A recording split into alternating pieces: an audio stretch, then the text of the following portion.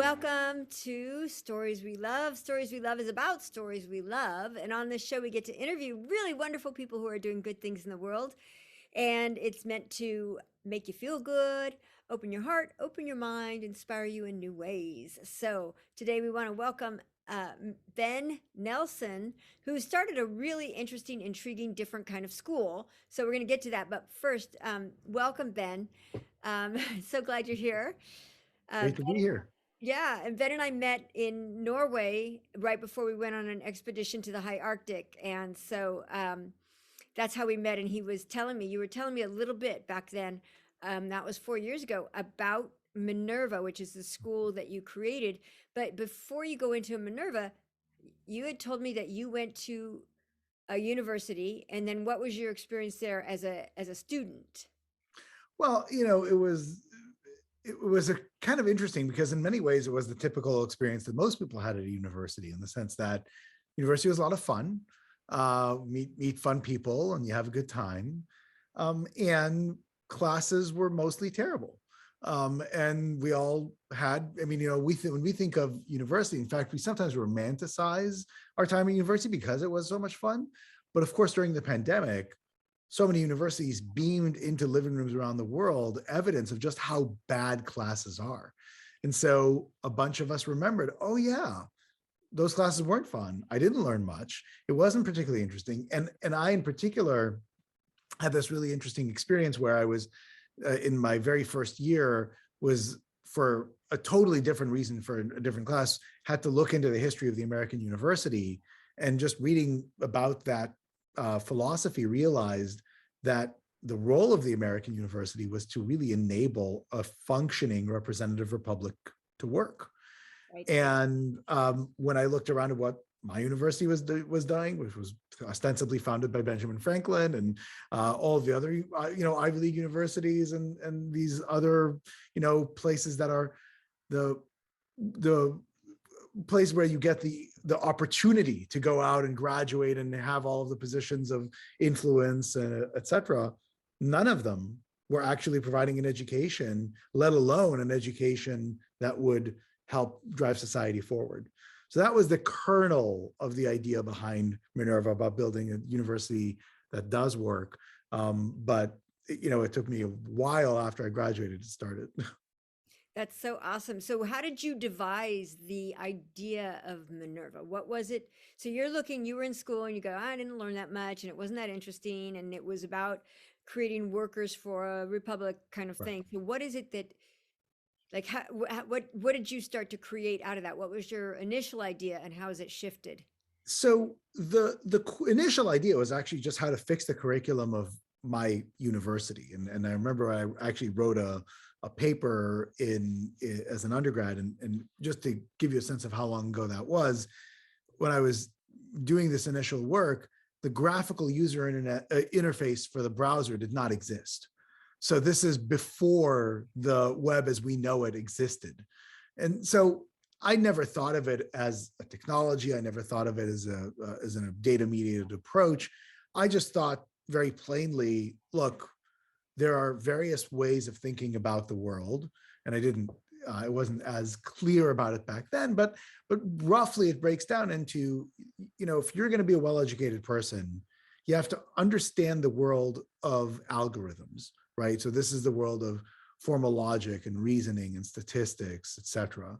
You have to understand the observed world, right? The empirical world, which is where you understand the difference between a fact and a claim, and can interrogate evidence and look at ill-structured data and figure out what it tells you, hypotheses, conclusions, etc. You then have to understand the world as it actually functions, which is the concept of complex systems and the complexity that's involved in what we do. And then you have to actually be able to interact and communicate with other people effectively understand those rhetorical systems. And so if we actually restructure the education to center on those four systems of thinking, now we're going to graduate people who have a shot at being systematic thinkers and making wise decisions, as opposed to just knowing stuff, or passing a test at least, and knowing stuff for a short period of time. So that was the kernel of the idea. Mhm. And well, I tried for 4 years to implement that at Penn when I went to school, and nobody cared. The students weren't there to learn. The professors were definitely not there to teach, and the administrators didn't care about learning or teaching. Everybody was just there to, hand out Ivy League degrees. Everybody gets A's or B's, the rare C every once in a while. But nobody was flunking. Everybody was just doing what the bare minimum, and you kind of moved on, and that's it. And so nobody objected to the idea. Everybody said, "Oh, that sounds like a nice idea," but we don't really care. And so that was the outcome. And this is where the kernel of the idea just stayed with me for years and years until I decided to do something about it. And what was the catalyst that caused you to decide to do something about it? Well, I'd been involved with the commercial internet since the very, very beginning, even while I was a student, as the browser came on board and all the rest. And I'd been at my previous company for a decade, which was a long time in the internet parlance. And it was time for me to do something else, and I was thinking about what next. And I was kind of sitting down a couple of weeks before I made the announcement of my departure. I was the CEO of the company, and this was kind of a milestone. It was our 10th anniversary since launch. I was just sitting down and thinking about how I would describe the last 10 years. And I thought that in the speech, I'd talk about all of the great milestones where we started there and got to here, and had number one here, number one there, and this accomplishment, that accomplishment. And just as I was writing it, I had this kind of awful realization, which was that if at any point in the previous 10-year journey, we would go out of business, right? We took a wrong turn, made a wrong decision, we just collapsed. The world would have been exactly the same. Literally, there was nothing that we brought to the table that maybe we did it slightly better or slightly less expensive, but we had dozens of competitors in every geography and everything that we did. There were other companies that went out of business because we didn't, right? We took market share and they didn't make it. Well, if we weren't around, they would have taken market share. We wouldn't have made it. And I just realized that, my God, I mean, it was an amazing experience. I started as an individual contributor, became the CFO, the CEO, grew the company, learned consumer and enterprise. It was an amazing school for me. But boy, I would not do that again. I would not spend another decade or more thinking about, how to sell widgets again. And that was kind of the lightning bolt moment, which was, no, the next chapter, I've got to do something that I both care about and that is going to leave a big systemic positive mark in the world. And that's how I came back to that original idea. Wow, I love that so much. And then so tell us a little bit about how Minerva works now, because you've been doing it now for how long have you been doing it? 12 years. Wow, that's fantastic. And I got to meet I think 15 Minerva Yeah. students when we were in the high Arctic, and they were all so interesting, so bright, so international, Yeah. so open-minded, and just fell in love with every single one of them, because everybody was so, I mean, I just was so impressed with the way they thought, the way they spoke, the way their ideas, their kindness, and their care about things. So it was really great. I was so glad that you brought them. That was really a generous, brilliant idea on your part. So now back to the first question is, or the last question was, what is Minerva like now? And you've been doing it for 12 years. So what's the difference between Minerva and Penn? Yeah. So it's actually quite fundamentally different on four ways. So the first is who we educate. You mentioned about the students that we teach. So in a traditional, highly selective university, an Ivy League university, of Stanford or Chicago, et cetera, they will claim that they offer a need blind process, right, to undergraduate admissions. But when you actually look at the student body and the makeup, that seems like a hard thing to grok, right? Because Right.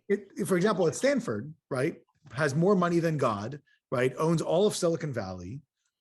Only 47% of Stanford undergraduates are eligible for Stanford financial aid. They throw a bunch of other misleading statistics saying, oh, 70% get support and all the rest, but only 47% get Stanford financial, are eligible for Stanford financial aid, which means that 53%, the majority of students, aren't. And the only students who aren't eligible for Stanford financial aid are those that come from the top 2% of the wealthiest households in the country. So how is a need blind process? And I pick on Stanford because they're so rich, but it's exactly the same in the rest of the Ivy League, right? Or in the Ivy League, I should say, which is half of the students, 53 to 55%, depending on the university, are full pay. Now, how is it that a need blind process gets more than the majority of your student body from 2% of the population? Well, it's because it's in no way need blind. Right. Right. That And makes sense. so not to mention that explicitly, these universities are like, oh, global this, global that, global this. 90% of the students are Americans. Right. 90%, right? Mm-hmm. And so you have this combination of a really broken admissions process that is there to really perpetuate the socioeconomic classes in society. That is, these are not agents of social mobility. These are agents of social regression.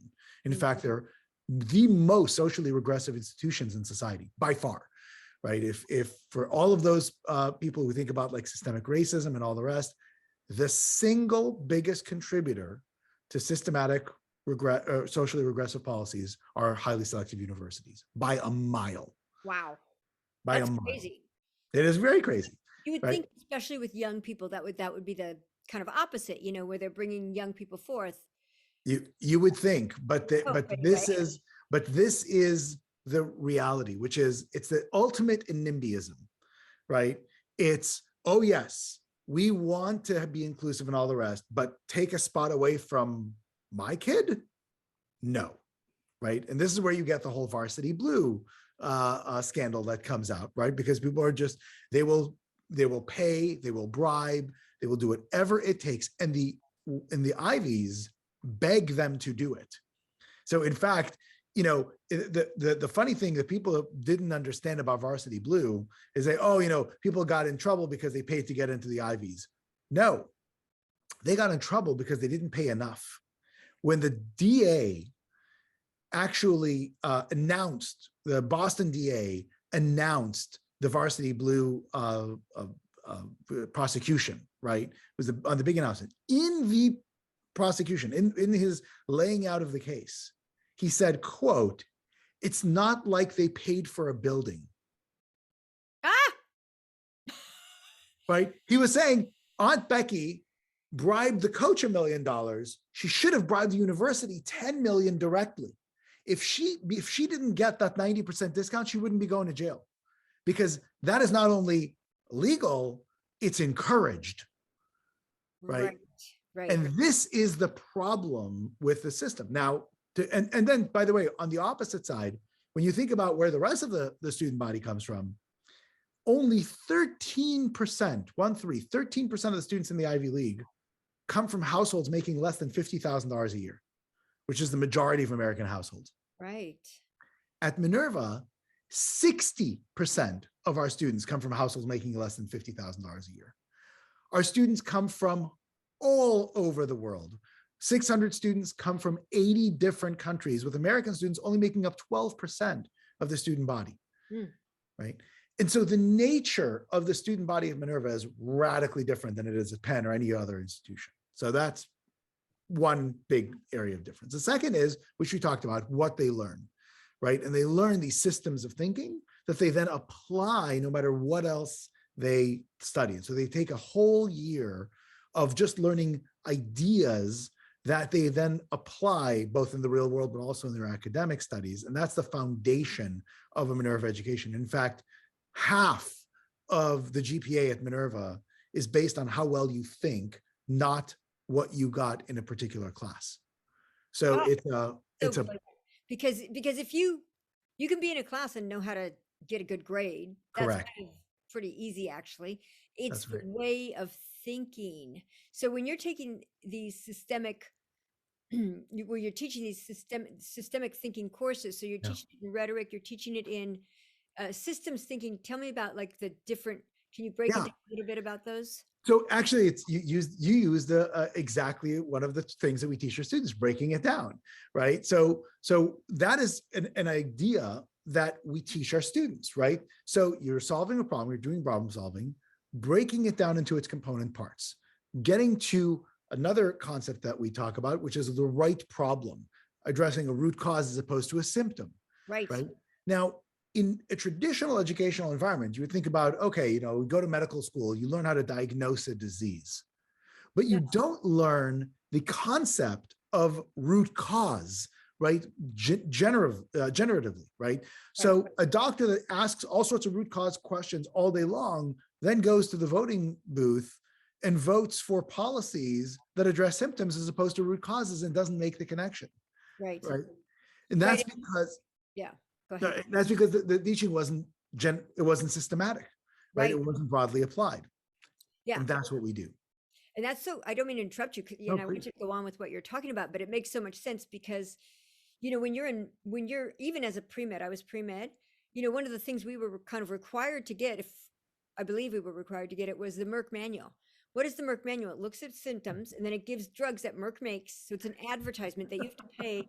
At the time I Wow. was in school, so I think it was like 75 or $125. I was like, that's so expensive for a book, at the time, and it was really, when I looked at it, I was like, oh, and you see it in every doctor's, library Yes, is the Merck manual up to date. And it's an advertisement that just shows, oh, this symptom, give this medicine. And there's not the reasoning of what is that's the right. root cause. And that's such an important question, Exactly. because when you get to the root, there's a Muddy Waters used to say, ain't got no root, ain't get no fruit. That's right. When you get to the root of a Yeah, problem, you actually can erase it. that's right. That's So go exactly ahead. right. I didn't mean to interrupt, No, but no, I no. So I- that is one of the dozens of things that we teach our students that really changes the way they process information. And so that was the second big area. The third is the methodology through which really how they learn, right? And there's extensive research, 40 years worth of research that demonstrates that when you sit in a lecture and test-based class, right, you can, it's they say it's that a lecture is an effective way of taking the notes of the professor and putting them on the pages of the notes of the student without passing through the brains of either. right. So right, so The brain or the heart, you well, don't get, certainly not there's that. no inspiration in that sense. That's Yeah. exactly right. Okay. And so what we do is we make sure that the students go through a process that psychologists refer to as deep processing, which is where they struggle with the questions and the concepts. They apply them over and over again using spaced deliberate practice until the concepts cement in their brain. But because we recontextualize their applications over and over again because of the curricular structure we have, they learn how to apply them generically. And that's a really important concept. So that's the third thing. Yeah. And then the fourth big difference is where we teach our students. So in a traditional university, the students go and they sit in a campus. The campus costs billions of dollars to build and maintain, and it effectively tries to remove them from society to create this bubble. We believe that people who are going to make decisions that will impact the world should actually know how to navigate the world. And so our students live in residence halls in the heart of a city, and they come and they start their journey and end their journey in San Francisco. But in between, they travel as a cohort and live in 6 other locations around the world. So they'll spend time in San Francisco, in Seoul, Taipei, Hyderabad, Berlin, Buenos Aires, London, and then come back here to graduate. And that's one of the things that if I were going back to school, I want to be a student there, because you get to go travel and you're in a new country, but you have a cohort with you. So you've Right. got these friends, and maybe some of the people are from that country, or they know the That's right. language, so they can help you kind of navigate it, as you said. But you still, if there isn't anybody, or you're in a place where, the language is foreign, you're in a grocery store, how do you know what to buy? Like, what is that vegetable? What is that fruit? Yeah, It might be different, and it might be, just so many different things. that's So right. that's so cool, because I think there's something about novelty and about being in different cultures. Just being in a different culture can cause people to have more compassion, more understanding, more awareness that, oh, we don't have the best way all the time. There are lots of places That- that have great things. That's right. You get more openness to new ideas. You don't think, oh, we have to do it in this way. You think, well, gosh, they do it here in this way and it's freaking brilliant. And they do it in the same thing over here and that's brilliant. And they're different, but they both work. And there's an honor and a respect that comes that I That's think is so exactly right. important. Well, and the fact that the students travel together and the students come from all over the world, Right. right? Which means that they have different perspectives. They then travel the world together. They apply that systematic thinking to these radically different contexts because they know, because of their processing, that these are tools that they use in day-to-day life. And so all of this is connected.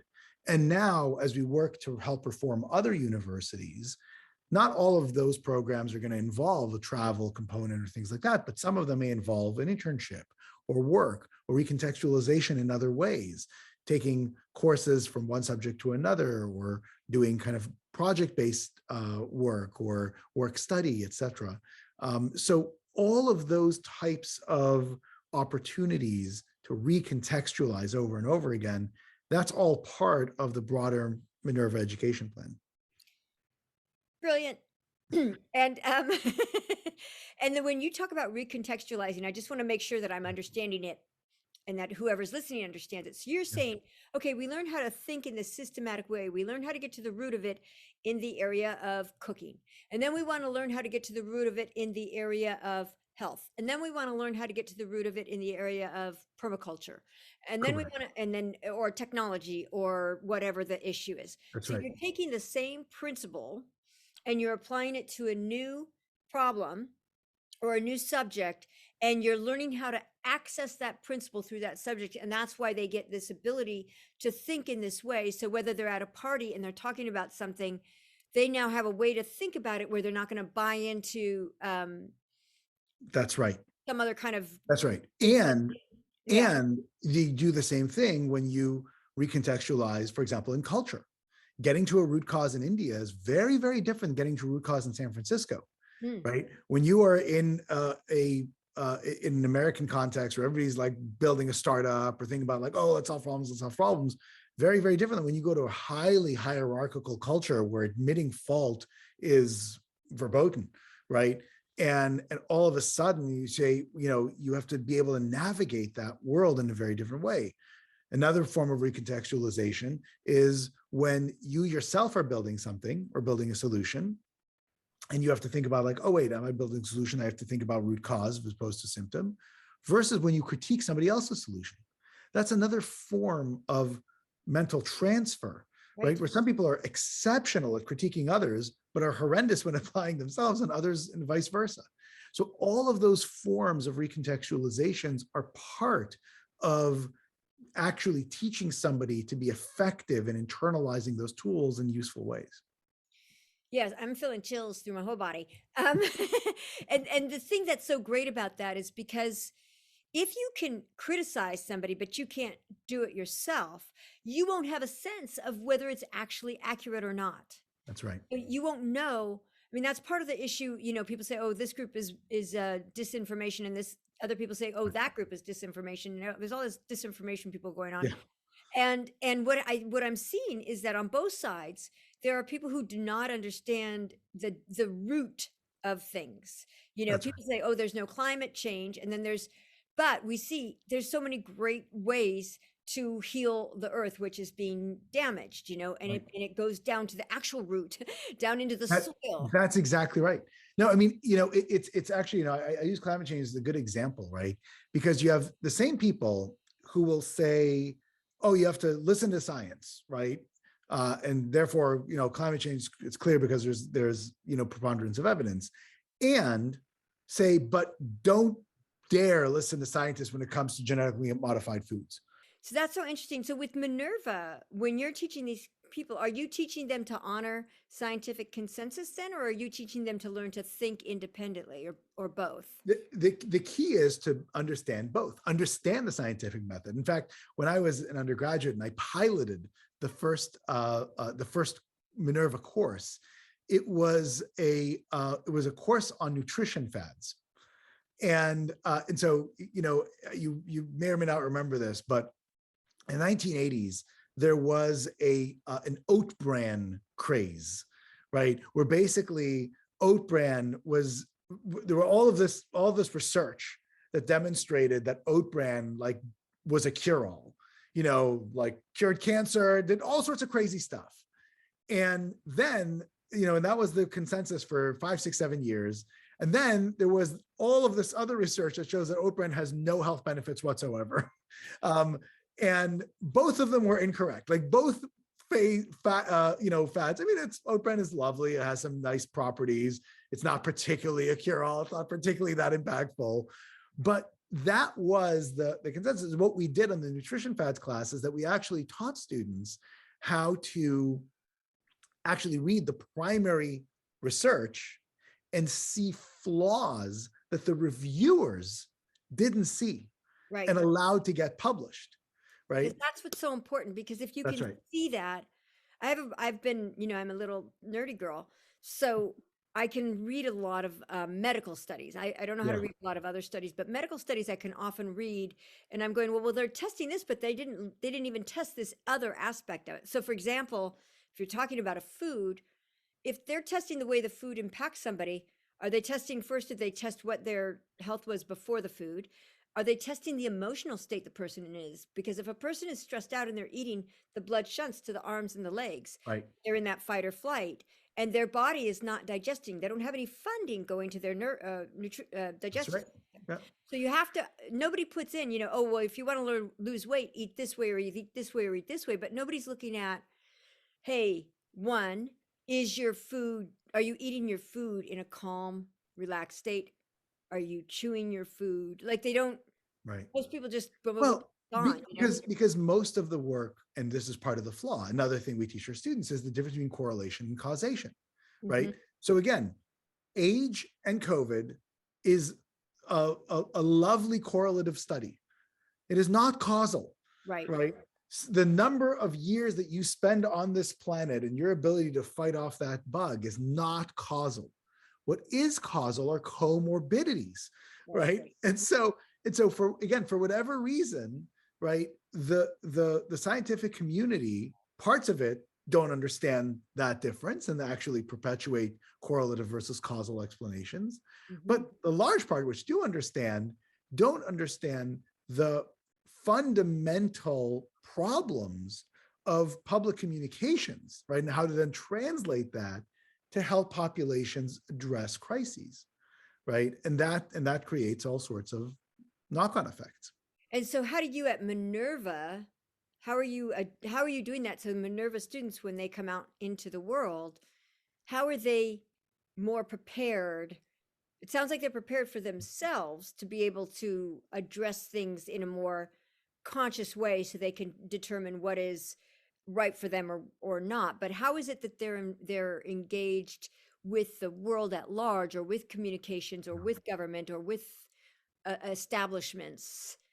So that is part of the process of that contextualization and application, right? And so throughout a student's time at Minerva, we are throwing them into real world problem solving issues. And that's actually part of the conference that they went to, this idea of looking at real problems of the world and thinking about, hey, how do we solve it in interesting ways? So in their first year, they have a year-long civic project where they work with a non-governmental organization or a nonprofit in San Francisco and in any other city they're going to be in, where they actually take that systematic thinking and provide a fresh approach to a solution that has been problematic for that institution.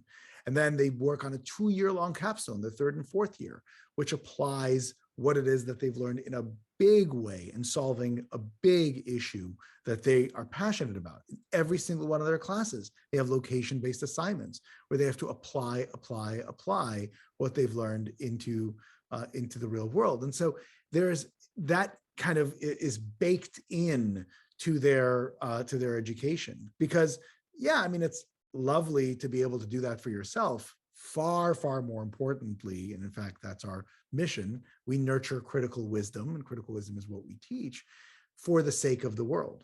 It's Mm-hmm. not for the sake of our students. It's not to say, oh, you come to Minerva, you just won the lottery, now your life is good and don't worry about it, everybody else. No, you come to Minerva, you've taken on the responsibility to have positive impact for society, not for, your little cocoon. Yeah, that sounds so wise. With regard to, can you give an example of like how they would take something that's a non-government, like some kind of Oh, sure. thing, and just like how does it work out, and what kind of ideas do they end up coming out with, and how does it shift it, and then how do they apply it? Because what you're saying is they get an experience of it, and the experience is where you learn. You learn from experience more than you learn from anybody telling you. It's your own experience that helps you understand things. So I love that you're telling them, okay, we've got to apply it here and here and here and here, and location based also, because then I imagine, a lot of people get afraid when they travel, or they get afraid about being in new places. But if they're going in with that mindset of, okay, how am I going to apply this in this thing? They're probably not even having that experience of like, ooh, I'm in a whole new culture. I'm in a whole new world. They're Right. like, how am I going to apply it here? And then E- boom. Exactly right. Exactly right. No, and they run the gamut, right? And so, we've had students that were working on addressing refugee crisis in Germany back when that was very much in the headlines. Of course, it is now again. We have students that are working on the Ukrainian conflict right now. 8% of our students are from the Ukraine, Wow. which is kind of a shockingly high numbers. I think we're the largest concentration of Ukrainian students in any Western university. So that's a pretty astonishing factor. We've had people use cryptocurrencies for indigenous communities, and I mean, all sorts of fascinating applications, all the way from how do you engage with the homeless problem in San Francisco, and again, deal with root cause issues as opposed to, again, symptom addressing. And so you work with local agencies, you engage with deployment of resources. It's everything from figuring out how to best lay out a public open space to actually mete out services. And those are all projects that Minerva students have been involved in. Mm. And how does it, let's say I'm a mom with a kid ready to go to college, or I'm a child or a young person who wants to go to college.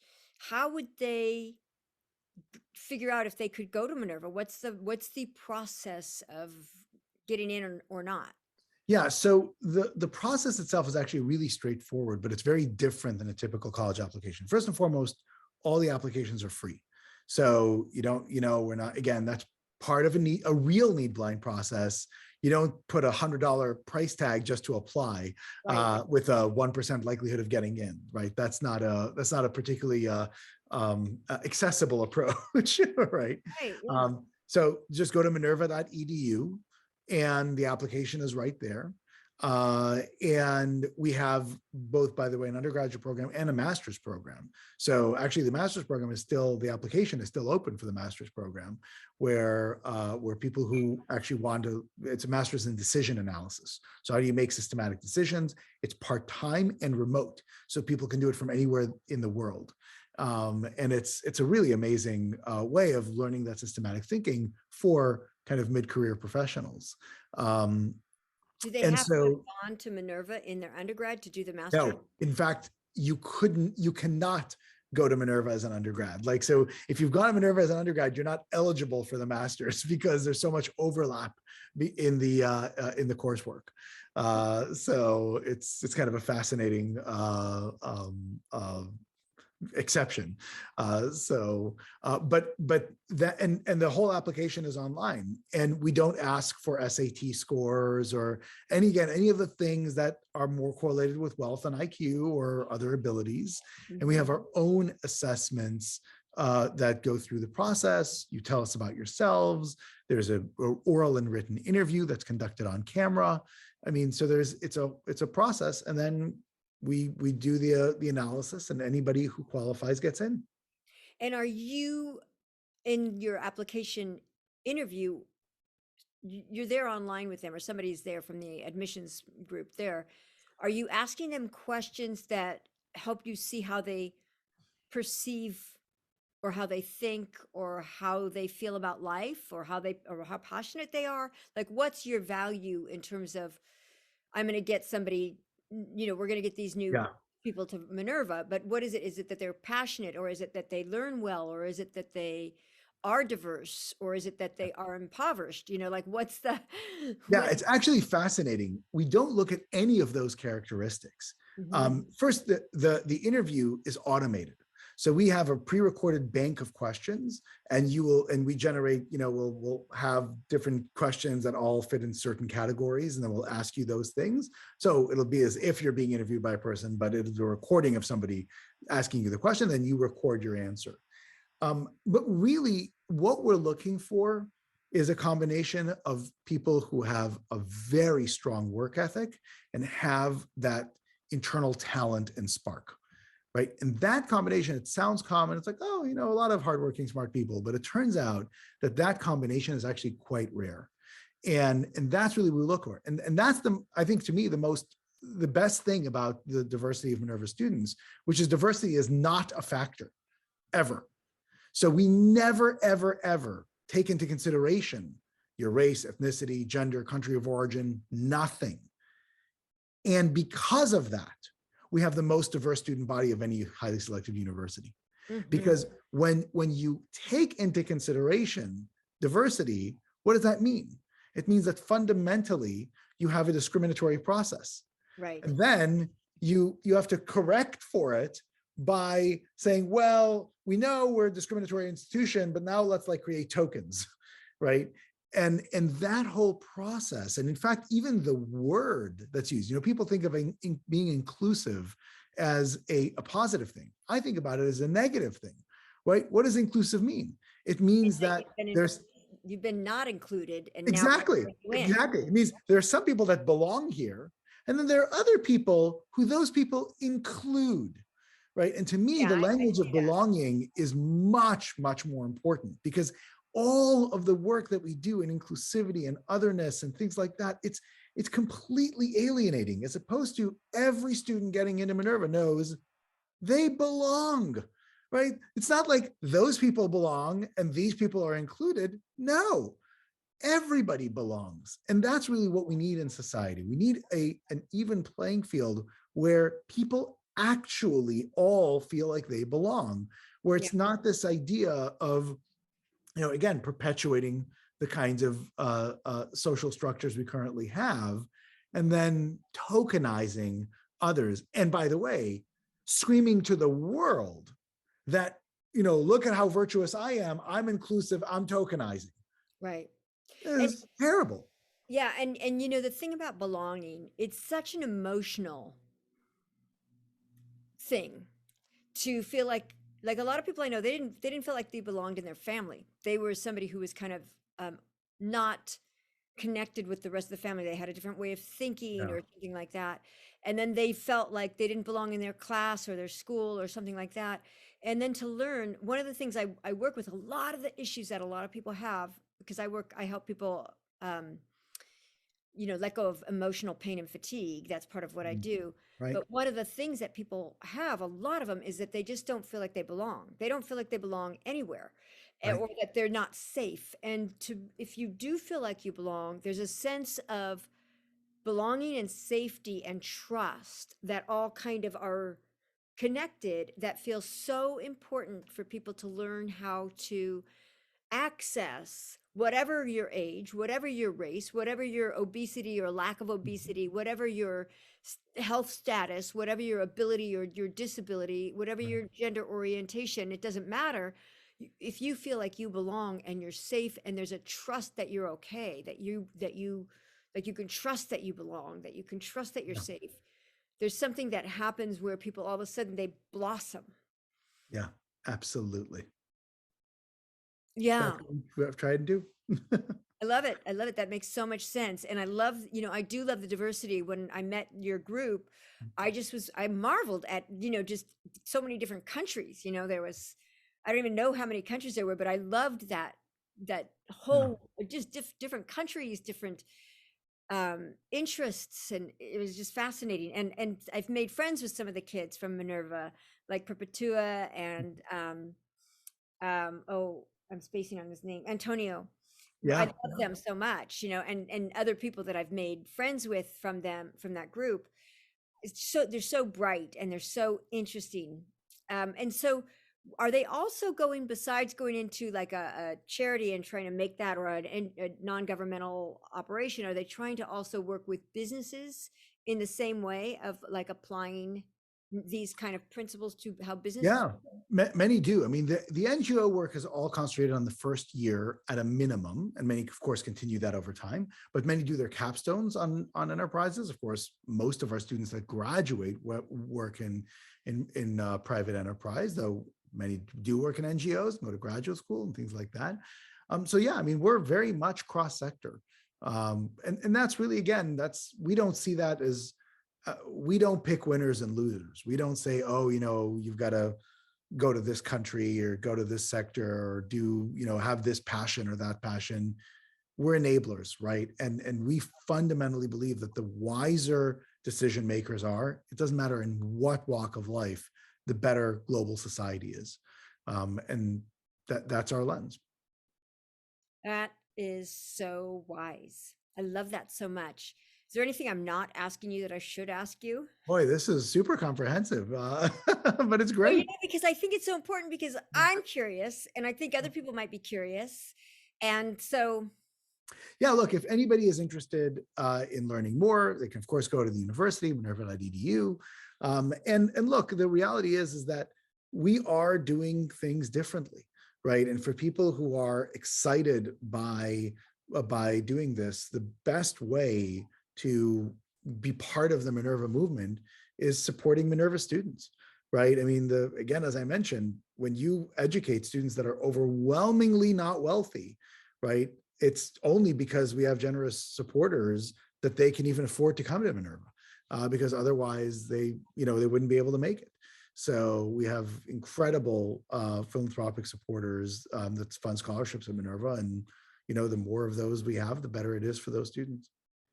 yeah, that makes so much sense. And let me think if there's anything else that I'm curious about. I just thought when you brought it up, we were walking somewhere in Norway, and you were telling me about Minerva, and I was like, oh wow, I had so many questions for you. But let me think if there's anything else. Um, so when somebody graduates, they're going to have an undergraduate degree, and are they going to have the same kind of? Is it going to be a regular undergraduate degree Yeah, that they can use like anywhere else, like from? absolutely. Fully accredited, same accreditation as Stanford or Caltech or Pomona or Berkeley. We're all the universities in California and Hawaii and Guam are accredited by the same or organization. All the good universities. There are other Right. accreditors, but yeah. And then when you're talking about how you will, let me think how I'm going to say this. When you're talking about how you're going to use these different skills, like do you have, when people are graduated, are you guys still connected? Is there something that they're Oh doing? yeah. Yeah. So how does that work?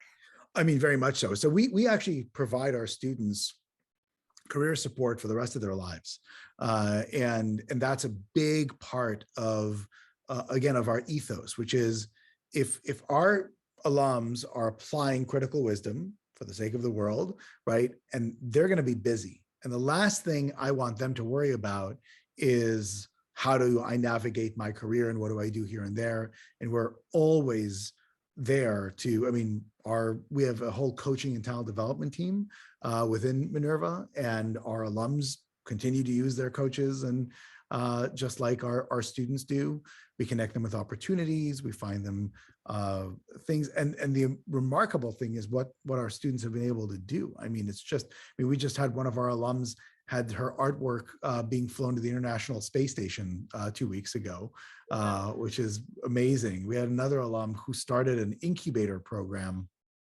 and for education companies, and two of his incubated companies just got two of the top three spots, including the top spot from a 500 company competition.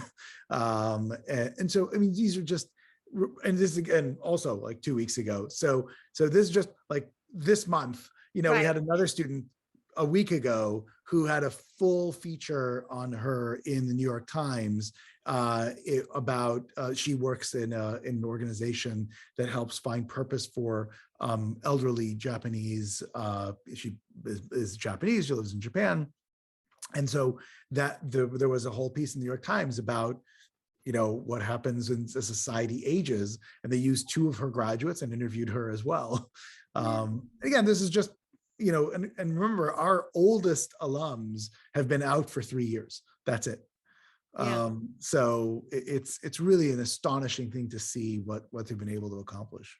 It sounds like you have a really brilliant mind and also a really caring heart, that you really want to make a big positive impact in the world, which I really. Well, we only, in many ways, it's selfish. I think if we understand that, and I think hopefully this is one takeaway that I hope, unfortunately, I don't think a lot of people got from the past couple of years. There's nowhere to hide, right? Like, when bad things happen in one part of the world, they happen in all parts of the world. Right. Everything Right. affects everything. And if we continue thinking about, oh, I just care about my friends or family or my community or my town or my country, we are doomed.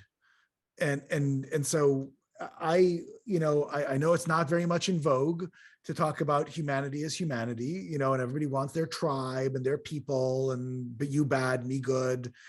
I don't think my kids are going to be able to survive a world that continues along that path. So to me, it's, and so ultimately it is selfish, right? I want my daughters and eventually their kids and grandkids to live in a sustainable planet, and we are careening in the exact opposite direction right now. Yeah. You guys don't have a sports team, do you? All Like, of our sports teams are undefeated and will always be undefeated. are you kidding? They don't exist. They're not in, they've never played a game. And so no one has ever defeated them. So, yeah, because I'm thinking, how would you have a sports team, right. when they're doing all this other stuff? Okay, just because that's such a big part of a lot of colleges. That's why I Yeah, no, I mean, we're not a place. If you want to be a professional athlete, you don't come to Minerva. Even though many of our students are highly athletic and they do pickup games and all the rest, but yeah, we're not. That's not our core focus. Awesome. Ben Nelson from Minerva, you're awesome. I love what you're doing. It's brilliant. And thank you so much. Thank you, everybody who tuned into this wonderful episode of Stories We Love. Again, if you want to go to the Minerva website, you go to Minerva.edu. Minerva.edu. Thank you so much. So fun to reconnect, and you look fantastic, and take good care of yourself. Thank you so much, Karen. Thanks for having me on. Thanks, Ben. Bye. Oh my God, did I record it? You did. Oh, good.